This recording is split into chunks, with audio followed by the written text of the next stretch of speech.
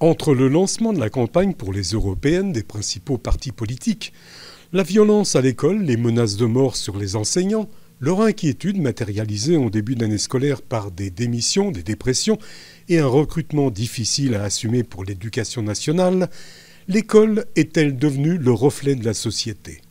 Un pouvoir d'achat et une situation dans nos hôpitaux qui se dégradent, le sentiment d'insécurité persistant mais stable, sauf pour la communauté juive, qui se sent de plus en plus isolée, stigmatisée, l'immigration impossible à contrôler, les divers débats à propos des Jeux Olympiques, vous nous direz si votre vision pour l'avenir de notre pays respire l'optimisme ou le pessimisme. L'Ukraine et deux questions, qui l'aidera et comment ? Le Proche-Orient avec Israël qui avait au lendemain du 7 octobre le droit de se défendre, mais craint aujourd'hui d'être mis au banc des nations, du fait de la situation aggravée à Gaza, engendrée par le Hamas et les manifestations pro-palestiniennes organisées chaque année dans toute l'Europe. David Lisnard, bonjour. Bonjour. Pour vous définir, j'ai demandé autour de moi 3 qualificatifs.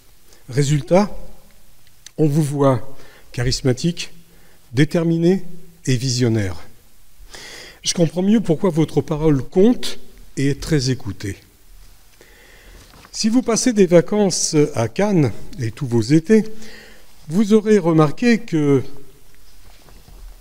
d'une année sur l'autre, Cannes, en 10 ans, a énormément changé. David Lisnard, comment Cannes, vous la voyez évoluer dans les 10 ans à venir ? Question sous-jacente. Est-ce que vous serez encore le maire de Cannes dans 10 ans ? Alors, je ne sais pas si je serai le maire de Cannes, parce que ça dépend de plusieurs paramètres, de vie qui sont imprévisibles. Mais pour rester sur ce qui relève de la volonté, ben ça dépend des habitants. Est-ce qu'ils souhaitent que je continue avec l'équipe qui m'entoure ? Et vous le souhaitez ? Et est-ce que moi, je me sens encore capable d'apporter des choses ? J'ai peu de craintes dans ma vie, mais j'ai une crainte, c'est de me fossiliser intellectuellement dans les fonctions. J'ai voulu être maire de Cannes depuis que je suis gamin. Je me réalise beaucoup dans cette fonction, qui est une fonction de service. On est là pour servir, pour défendre une entité qui nous dépasse, qui est celle de cette communauté de vie, de destin et historique, et tournée vers l'avenir, qui est la ville. Je crois beaucoup à la commune, c'est pour ça que je préside l'AMF. Mais voilà, donc pour l'instant, je me réalise pleinement dans ce mandat. C'est vraiment ce qui me passionne le plus. C'est l'essentiel, c'est la base. Il y a des échecs, il y a des choses. Je m'exaspère toute la journée sur la bureaucratie, sur la difficulté de faire avancer les choses. C'est très compliqué de mener des projets en entreprise ou en collectivité. J'ai connu les deux. Mais c'est vraiment le mandat qui me passionne le plus. Alors, je ne vais pas vous dire si je serai candidat ou pas en 2026, mais moi, dans ma tête, pour l'instant, je me réalise et j'ai l'impression d'être dans la mission. Je suis bien dans la mission que les habitants m'ont confiée. Voilà.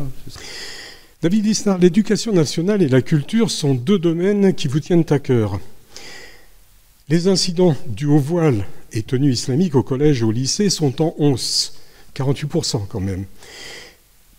Ils sont dus principalement aux réseaux sociaux qui inciteraient les élèves à contourner l'interdiction de prier à l'école. Alors, est-ce que vous avez été confronté à ce type de problème à Cannes ? Et puis, j'ai vu que la mairie forme des personnes pour détecter la radicalisation islamique. Alors, est-ce que c'est parce que vous avez été confronté justement à ces cas, ou alors c'est en prévention ? Alors, plusieurs choses dans votre question. Les atteintes à la laïcité sont en croissance exponentielle, malheureusement, en France. Peut-être parce qu'on les signale mieux qu'avant aussi. Il y a peut-être un petit biais statistique, mais en réalité, c'est parce qu'il y a de plus en plus d'atteintes à la laïcité. Sur l'année scolaire 2022-2023, donc l'année scolaire précédente, le nombre de faits relevés dans tout le milieu scolaire en France a augmenté de 120%. Donc c'est énorme. C'est 4000 de mémoire, 4700 faits, quelque chose comme ça. À Cannes, on a peu eu de constats faits. Nous avions eu des pressions. Moi, je me souviens, au début de mon premier mandat, donc en 2014-2015, vous savez que la date du Ramadan change selon le calendrier lunaire, donc ça avance un peu chaque année, ça tourne. Donc à l'époque, ça se présentait en mai-juin, et il y avait eu des pressions pour annuler les kermesses scolaires, en disant non, parce que ça peut stigmatiser des enfants musulmans, etc. Ce qui me paraissait absurde, parce que d'abord, pour connaître, avoir des copains musulmans, leurs gamins, ils n'ont pas à faire le ramadan, quoi, d'une part, donc, ou alors il faut vraiment être intégriste, pour le coup, et islamiste, et non pas simplement musulman, ce qui n'est pas la même chose, et, même si c'est évidemment lié. Et deuxièmement, puis la règle, c'est la règle, quoi. Donc on n'allait pas changer, on n'allait pas faire la kermesse de fin d'année au mois d'avril, quoi, hein, au début mai. Donc on a gardé les kermesses. Il y avait quelques idiots utiles qui, comme toujours, faisaient pression et qui ne sont absolument pas liés à l'islam, mais ça s'est très bien passé. Voilà. Ensuite, vous savez, je suis toujours très prudent parce qu'il suffit qu'on dise qu'on n'a pas trop de problèmes pour que le lendemain, c'est comme lorsque vous dites qu'un joueur de foot joue bien, c'est là qu'il loupe son contrôle, si vous voulez. Mais on est forcément touché par ces phénomènes puisque on est en France et qu'il y a une population musulmane importante et que dans cette population, il y a une partie qui fait pression. Mais par rapport à ce que je peux voir dans beaucoup de communes françaises, les choses se passent plutôt bien à Cannes. Fin novembre 2023, vous avez été réélu pour un second mandat à la tête de l'Association des maires de France. David Lisnard, président des maires de France, je ne sais pas trop ce que c'est, mais est-ce que c'est pour vous un tremplin, un chemin initiatique, tracé vers un objectif que vous êtes fixé par avance? Est-ce que c'est une voie de garage ou alors une charge encombrante? C'est un mandat bénévole, 100% bénévole. Qu'est-ce que ça vous apporte? À la tête d'une association qui date de 1907, qui a été reconnue d'intérêt public en 1933, et donc qui est une vieille dame, une vieille maison, une belle maison, transpartisane, qui est unique, hein. Il n'y a pas l'équivalent ailleurs sur la planète. Aujourd'hui, 99% des maires de France sont adhérents, donc on a 35 000 adhérents. On est également l'association des présidents d'intercommunalité, et donc l'association des maires de France a dans son objet de défendre les libertés locales, donc la responsabilité locale.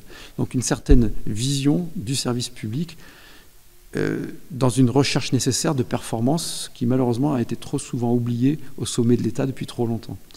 On a aujourd'hui comme priorité à mes yeux de rechercher la performance publique. Et la performance locale doit en faire partie et même souvent une solution. Non pas que toutes les mairies soient bien gérées, il y a des mairies mal gérées, il y a des collectivités qui font du gaspillage ou du clientélisme, etc. Évidemment, comme c'est le cas dans une entreprise, il y a des entreprises mal gérées ou bien gérées. Mais il faut savoir, et peu d'habitants le savent hélas, qu'une mairie, même mal gérée, est obligée de respecter des règles, dont la fameuse règle d'or qui fait qu'on ne peut pas emprunter, par exemple, pour du fonctionnement, pour payer la masse salariale ou du fonctionnement. On ne peut emprunter que pour de l'investissement, comme dans une entreprise. Et alors que l'État, lui, emprunte pour sa masse salariale. Si vous faites ça dans une boîte, vous êtes vite en faillite. Hein. Dans une collectivité, c'est interdit, c'est du pénal. Donc, ce que m'apporte l'AMF, moi, c'est une fidélité à un engagement qui est l'engagement pour la liberté d'action, la responsabilité d'action, et en l'occurrence, la liberté locale. Il faut comprendre que dans mon parcours de vie, moi je n'étais pas amené à faire de la politique, j'étais passionné par la chose publique, je voulais être maire de Cannes, je ne sais pas pourquoi, voilà, parce que j'aime ma ville, mais depuis gamin j'avais ça en tête. Mais j'ai eu la chance dans mes différentes expériences, soit professionnelles, soit électives, très jeune, d'être directeur de cabinet pendant 3 ans de Jacques Pélissard à Lons-le-Saunier dans le Jura, député maire de Lons-le-Saunier. Jacques Pélissard, à l'époque, était vice-président de l'AMF, et puis ensuite, quelques années après, il est devenu président de l'Association des maires de France. Et donc, il m'a fait, je crois, encore plus aimer l'action communale. Et pour conclure, si je le fais, je ne le ferai pas indéfiniment, parce que c'est quand même chronophage, hein, ça prend du temps, ça prend de l'attention, c'est du boulot, quoi. Bon. Mais je le fais parce que ça me permet d'abord de nourrir des expériences des autres. Je pense que c'est intéressant, même pour Cannes, de voir ce qui se fait ailleurs, ce qui ne marche pas, ce qui fonctionne. C'est intéressant. Ensuite, parce que c'est une belle fonction, c'est un honneur de représenter mes pairs, donc maire de France et président d'intercommunalité. François Baroin me l'avait dit, il m'avait dit de toutes mes fonctions, lui qui avait quand même été ministre de l'économie, qui avait été ministre de l'Intérieur, il me dit c'est la fonction dans laquelle j'ai senti le plus de responsabilité, alors qu'on n'est pas exécutif, on n'est ni législatif ni exécutif, on essaie simplement de faire entendre la voix des maires. Alors qu'est-ce que ça vous apporte ? Et simplement, parce que ça m'apporte, c'est d'être cohérent, c'est tout. C'est-à-dire que pour moi, j'ai l'impression de remplir mieux ma mission. Et c'est important dans la vie. Vous savez, on parle dans les entreprises de raison d'être, etc. La raison d'être dans la vie, dans l'engagement public, elle est aussi importante. C'est pour ça que je n'ai pas voulu aller aux législatives ou aux sénatoriales, comme on me le proposait. Je n'ai pas répondu à des appels du pied ou à des propositions sur des postes ministériels. Donc c'est cohérent, c'est tout. Et j'ai l'impression de répondre à une exigence qui est la mienne de servir le fait communal. En juin 2021, vous annonciez à Paris le déploiement de votre parti Nouvelle Énergie à l'échelle nationale avec l'objectif de porter un projet de gouvernement pour lutter contre le déclassement de la France, en précisant que vous n'étiez pas candidat à la présidentielle. Mais début octobre 2023, vous inauguriez à Paris le siège national de votre mouvement. Et dans la même interview que précédemment, vous disiez également « Je n'avance pas masqué, sauf quand c'est obligatoire ». C'est une profession de foi ou un écart de langage ? Qu'est-ce que vous avez voulu dire ? Non, c'était un jeu de mots, puisque c'était au moment où on évoquait le Covid, etc. Ce que vous oubliez dans votre présentation, c'est que vous parlez d'interview, vous ne parlez pas de discours. Donc les interviews, vous oubliez un fait essentiel, c'est qu'il y a une question avant. Et que la question, systématiquement en France, les journalistes sont plus obsédés parfois que les politiques par les élections. Candidat à la présidentielle. Voilà, donc j'ai répondu à la question. C'est-à-dire qu'en 2022, quelques mois après l'élection présidentielle, je dis mais non, je ne suis pas candidat à la présidentielle, au moment où je réponds. Et c'est pas des arguties, c'est pas des coquetteries, c'est pas des effets de langage, c'est pas des astuces, c'est pas la langue de bois. C'est qu'à un moment donné, être candidat à une élection quelle qu'elle soit, ça engage. Cela doit dépasser l'individu qui le porte, cette candidature. Ça doit être tourné vers un bien commun, ce que l'on pense être en tout cas l'intérêt général. Et imaginez la présidence de la République, enfin le gars qui vous répond ouais, je suis candidat comme ça, et qui se sent tout de suite capable de le faire, soit il est très très très fort, soit il est très inconsistant, quoi. Et donc les choses, ça va être très moche d'un point de vue linguistique, je veux dire, mais se font en se faisant. Voilà. C'est-à-dire que soit à un moment donné, on est capable d'apporter quelque chose. Il faut une réflexion derrière. Il faut une capacité. Donc la capacité, c'est quoi ? C'est une capacité intellectuelle, c'est une capacité managériale, c'est une capacité logistique, c'est une capacité financière pour faire une campagne, c'est une capacité politique. Et vous êtes capable donc de relever un défi électoral et qui n'est qu'une modalité. La finalité, c'est de remettre le pays en ordre, parce qu'il faut remettre la France en ordre. Ça, c'est indéniable. Et ça, au moment où je vous réponds encore aujourd'hui, je suis incapable de vous le dire. Ce qui est sûr, c'est que je fais tout pour monter en puissance, faire entendre mes idées, recueillir des moyens, des compétences, moi-même essayer de m'élever dans mes compétences. Pourquoi je le fais ? Parce que ce que je crois essentiel au pays, notamment dans les principes qui sont les miens, je ne le retrouve plus dans l'offre politique, ou que de façon partielle, et que je suis à une étape de vie où, par expérience, je sais que je ne pourrai pas défendre ce à quoi je ne crois pas. Et que face au déclassement éducatif du pays, qui est le premier problème, l'effondrement de l'école, face au délitement régalien, la justice, les moyens de police, de gendarmerie, etc., l'insuffisance sécuritaire, face à notre déclassement, là aussi, économique, malgré tous les discours. En PIB, en richesse par habitant, on était 4e il y a 40 ans, puis 7e, et aujourd'hui on est 27e. Voilà. Face à notre manque d'ambition sur ce qui est essentiel, qui conditionne tout le reste aujourd'hui, c'est-à-dire le numérique, l'intelligence artificielle, la quantique, etc., eh bien, il faut porter un projet politique qui redonne confiance dans l'action publique. Nous sommes dans une période de crise profonde de notre démocratie, qui est une crise avant tout de l'exécution des choses, et que je vais essayer de porter le plus possible, le plus loin possible, le mieux possible, le moins mal possible, cette proposition-là. Le 29 février, pendant le Salon de l'Agriculture, un article du Figaro titrait « Vauquier, Bertrand, Lisnard, le bal des ambitions LR au cœur de la crise paysanne ». Alors, vos ambitions, pour reprendre le titre du Figaro, est-ce qu'elles iront jusqu'en 2027, avec bien sûr toutes les contraintes? D'après vous aussi, comment sera désigné le candidat LR à la présidentielle, d'une manière naturelle, lors d'une primaire, comme vous le souhaitez d'ailleurs, ou faut-il envisager une autre méthode? Est-ce que vous avez une autre méthode, peut-être? Alors, ambition, ce qui compte, c'est l'ambition pour la France. Hein. Et là aussi, ce n'est pas de la formule emphatique ou de la posture. Ce qui détruit beaucoup l'autorité publique, l'autorité politique, c'est le récit narcissique autocentré. Quand on fait la politique, il y a forcément du narcissisme, si vous voulez, parce que vous vous exposez. Mais il ne faut pas que ce soit pathologique. Et c'est une question de proportion, c'est comme la paranoïa ou la mythomanie.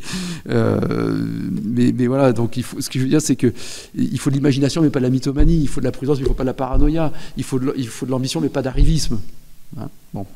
Donc, j'ai répondu à votre question dans ma réponse précédente. C'est-à-dire que c'est la capacité d'être utile, de faire, de gagner. Bon, premièrement. Deuxième élément, gagner précisément. C'était le deuxième volet de votre question. C'est le mode de désignation. Mais moi, mon ambition, si je devais avoir une telle ambition, et qui passe par la moitié, c'est pas d'être candidat à LR ou Nouvelle Énergie, etc. C'est d'être à un moment donné éligible. Donc, en l'état actuel des forces en présence, parce que vous avez cité 3 noms pour reprendre le Figaro, mais il y en a d'autres qui pensent, qui se positionnent. Bon, il y en a plein d'autres. Ils sont moins visibles. Peut-être, enfin ils essaient de l'être quand même. Je ne sais pas s'ils sont moins visibles. Je ne sais pas. Aurélien Pradier, il sort un bouquin, il tourne, il en parle. J'entendais Robert Ménard la dernière fois disait qu'il n'excluait pas ça. Voilà. Et pourquoi pas chaque citoyen a la légitimité. Robert Ménard, il ne fait pas partie des LR. Non, mais ce que je veux dire, c'est que ce qui compte, c'est simple. Soit il y a quelque chose qui se cristallise dans les prochains mois. Et ça se cristallise en ce moment ? Qui se cristallise autour de quelqu'un et cette personne se détache, tant mieux. Je veux dire, comme Nicolas Sarkozy avait réussi à le faire à un moment donné, bon, tant mieux. Au moment où je vous parle, si l'élection présidentielle a lieu demain, il n'y a pas de candidat qui se détache. Voilà, il n'y en a pas. Ni Xavier Bertrand, ni Laurent Wauquiez, ni moi, pour citer les 3 que vous avez évoqués. Donc il faut bien qu'il y ait un moyen comme on ne peut pas se payer le luxe d'un premier tour de présidentiel qui soit une primaire, on ne peut plus. Ça a été le cas pendant longtemps où il y avait Raymond Barre contre Giscard, ou contre Chirac, pardon, contre Chirac, Jacques Chirac, il y avait Jacques Chirac contre Giscard, puis contre Raymond Barre, etc. Et on a vu ce que ça a donné contre Balladur. Ça a permis de gagner quand même quelques élections, ça en a perdu d'autres. Bon. Mais en tout cas, aujourd'hui, on ne peut plus. C'est plus possible parce qu'il y a le Rassemblement national, parce qu'il y a Éric Zemmour, parce que c'est plus éclaté. Bon. Et donc, dans ce cas-là, il faut une primaire ouverte, aujourd'hui. Mais moi, je ne suis pas un défenseur de la primaire ouverte pour la primaire ouverte. Ça dépend de la circonstance électorale, c'est tout. Et de la circonstance d'opinion, rien. Et puis, je vais vous dire quelque chose, c'est que si à un moment donné, un candidat, enfin moi je sais que si quelque chose se passe, qu'il y a un effet d'entraînement, que ça génère l'envie, qui ne peut être tournée que vers la capacité d'être utile, d'entraîner, eh bien, de rassembler. Eh bien, à la rigueur, qu'importe les partis politiques. On va pas être prisonnier d'un parti politique, quoi. Voilà. Hein. On va changer complètement de sujet. C'est important ce que je viens de vous dire. Quoi. Oui, voilà. Oui, absolument. Mais je l'ai noté. Et ma femme aussi, d'ailleurs. Oui, je vois ça. En Angleterre, un député britannique a prêté serment après avoir mené une campagne pro-palestinienne. Londres, le week-end, est devenu une no-go zone. Une zone interdite aux Juifs à cause des rassemblements anti-israéliens et pro-palestiniens. À Rome, mardi, à Rome, Madrid, Berlin, manifestation bien sûr également sur le même thème. Et en France, LFI, pour le scrutin du 9 juin, place en 7e position sur sa liste une militante pro-palestinienne. Je vais faire un petit écart comme ça, mais Goebbels disait « Plus le mensonge est gros, plus il passe ».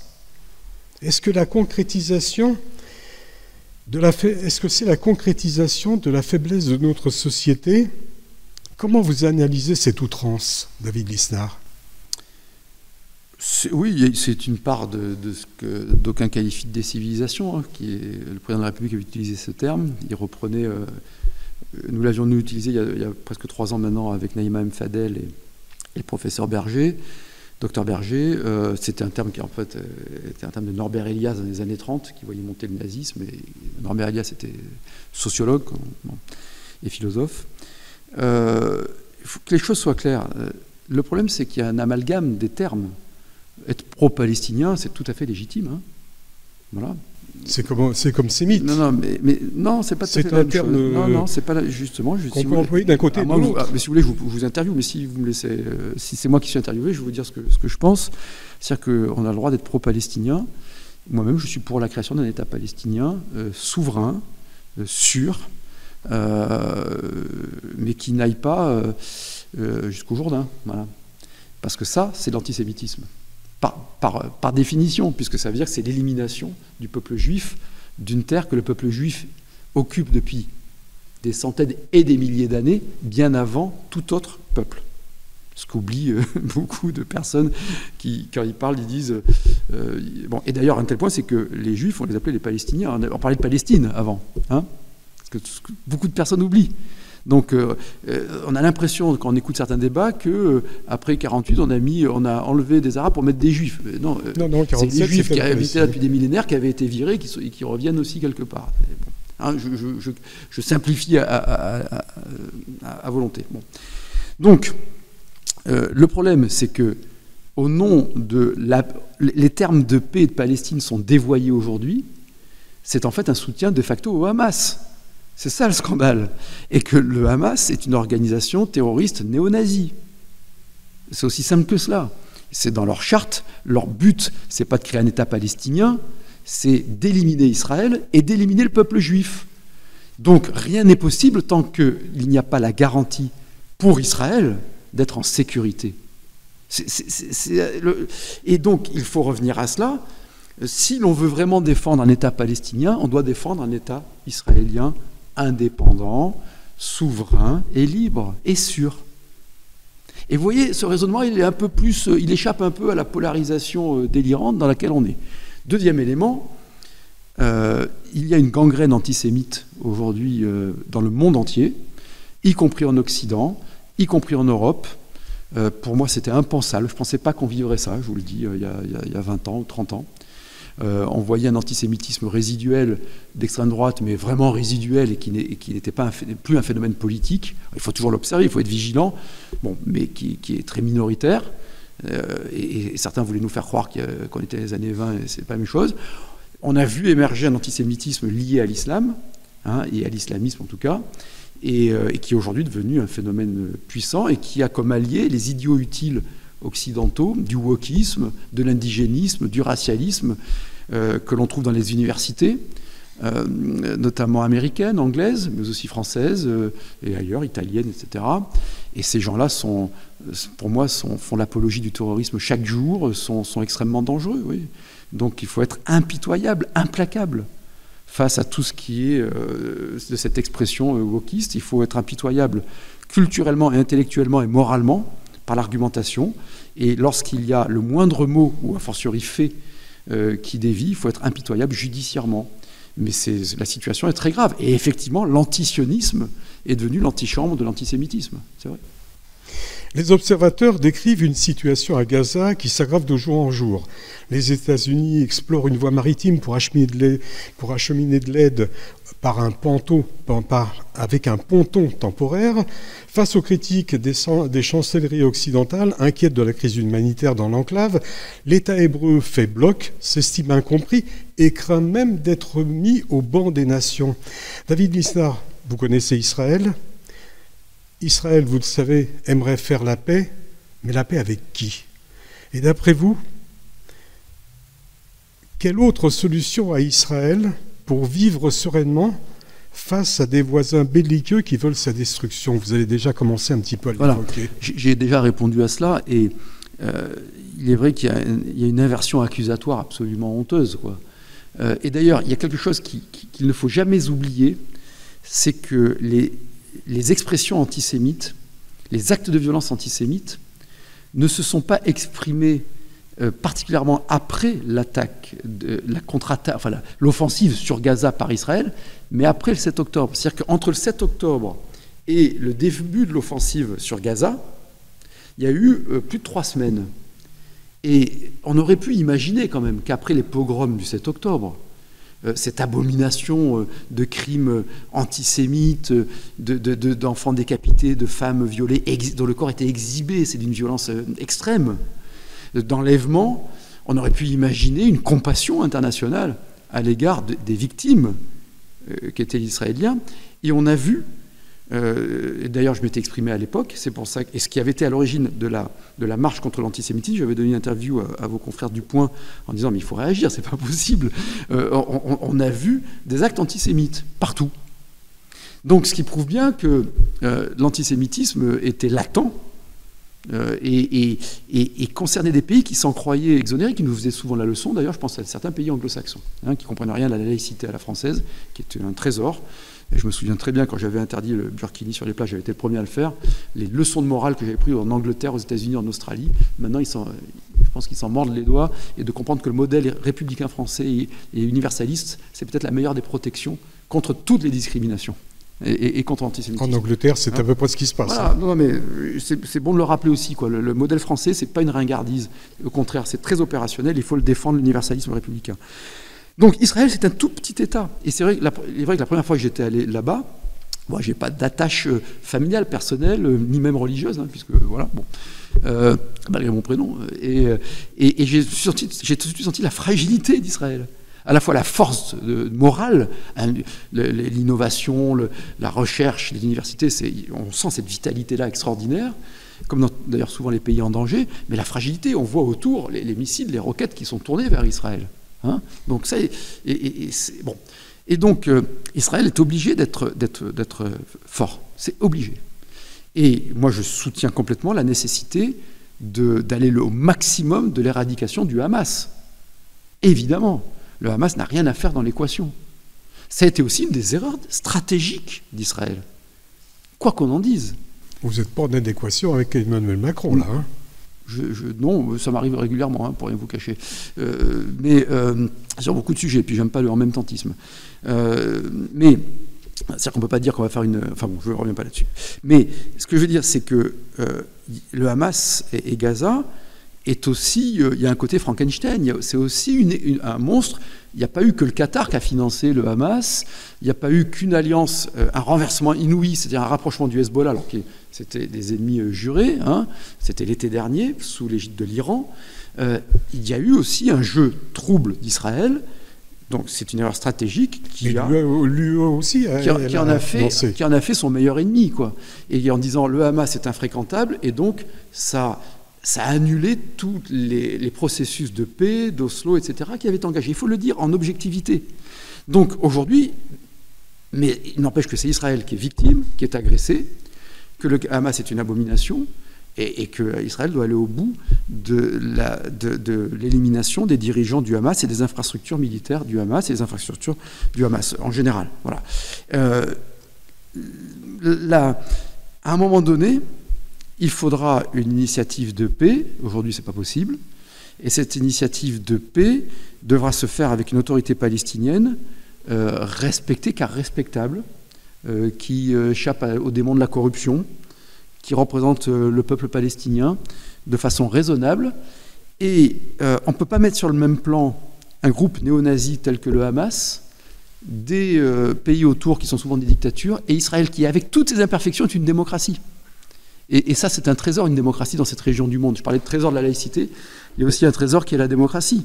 Donc, Israël, malheureusement, est mis au banc des nations aujourd'hui, mais il faut qu'Israël tienne bon, continue d'expliquer que son but, ce n'est pas d'éliminer le peuple palestinien, évidemment, que sa population elle-même israélienne est constituée de 20% d'Arabes, qui ont les mêmes droits que les Israéliens, de Juifs, mais qui sont donc Israéliens, mais Arabes, et que pour progressivement, par la raison, arriver à éviter cette espèce d'hystérie qu'il y a actuellement et qui, de façon... l'inversion accusatoire est dégueulasse, est très dangereuse. quand vous entendez parler de génocide, c'est abominable. Il y a bien sûr des drames absolus à Gaza, des populations civiles dont le sort ne peut qu'émouvoir, évidemment. Mais il faut bien comprendre qu'il faut aussi libérer les Palestiniens du Hamas. Et que c'est aussi au peuple arabe et palestinien de se libérer des démons qu'ils ont en leur sein, quoi. David Lisnard, ma dernière question, c'est même pas une question. Si un jour un État palestinien voyait le jour, vous l'avez évoqué, vous pensez que l'antisémitisme tel que nous le connaissons actuellement en Europe pourrait disparaître ? Non, mais c'est une très bonne question, parce que elle renvoie à l'origine de l'antisémitisme. Bon, ça, il faut laisser des chercheurs et des intellectuels y répondre. Mais ce que je veux dire, c'est que penser que l'antisémitisme est dû à la situation palestinienne, c'est une culture de l'excuse de l'abomination d'un crime qu'est l'antisémitisme. C'est un non-sens. L'antisémitisme existe bien avant que se pose la question palestinienne. Il existe depuis des siècles. Voilà. Bon. Donc, c'est évidemment non. La situation aujourd'hui au Proche-Orient, c'est un catalyseur, c'est un prétexte aussi, donné par ceux qui... Vous savez, on retrouve tous ces démons, l'antiparlementarisme, l'antidémocratie, le complotisme, le nombre de gens qui s'imaginent qu'un juif est seulement quelqu'un de riche, quoi.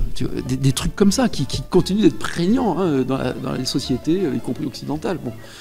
Donc, la situation au Proche-Orient, elle est un catalyseur peut-être. Elle peut être un prétexte, je le disais, mais c'est comme si vous considériez que les gens vous agressent dans la rue parce qu'il y a des problèmes dans les banlieues françaises.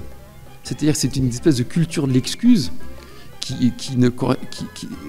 dont les sciences sociales ont démontré qu'en plus c'était faux. Voilà, c'est faux. C'est faux. David Lisnard, maire de LR de Cannes, président des maires de France, c'était mon invité aujourd'hui. Président de Nouvelle Énergie pour la France. Et président de Nouvelle Énergie. David Lisnard, merci pour cet entretien. Merci beaucoup. Merci de défendre la démocratie. Merci d'avoir été « Je suis Charlie » quand il le fallait. Et merci au lendemain du 7 octobre d'avoir clamé « Je suis juif » et depuis de le rester. Merci à vous. Merci beaucoup. Merci de votre intérêt et du soin que vous avez apporté à la préparation de ces questions pointues. Merci beaucoup. Merci à vous. Merci à vous. Merci.